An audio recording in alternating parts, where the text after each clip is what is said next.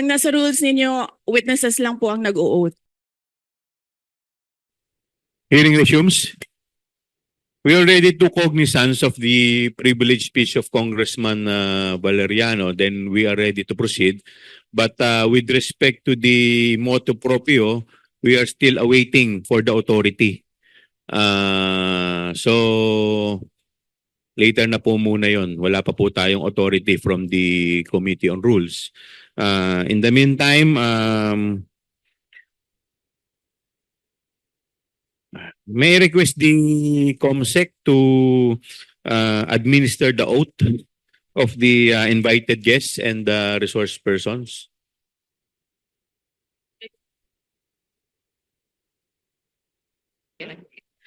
Thank you, Your Honor. To all the resource persons invited, kindly stand up and raise your right hand, please. Representatives and resource persons from the Office of the Vice President, COA, and DBM po. Thank you, ma'am.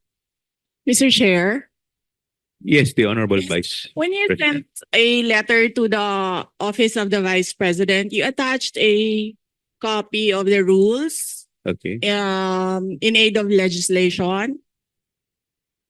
Yes po. Yes, sir. Nakalagay po doon na witnesses lang po ang ino-oath.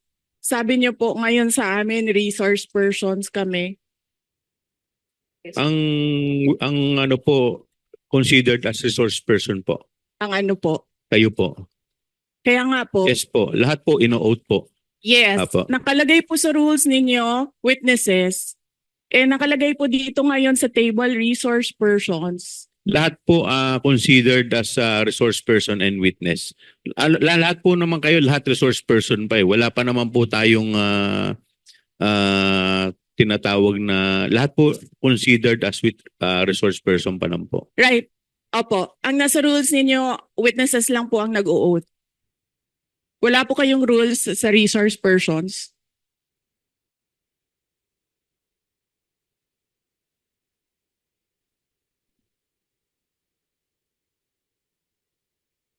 Ma'am, ano lang po yun eh. Yung term lang po yun eh. Pero considered as resource person din po kayo eh. Yes, sir.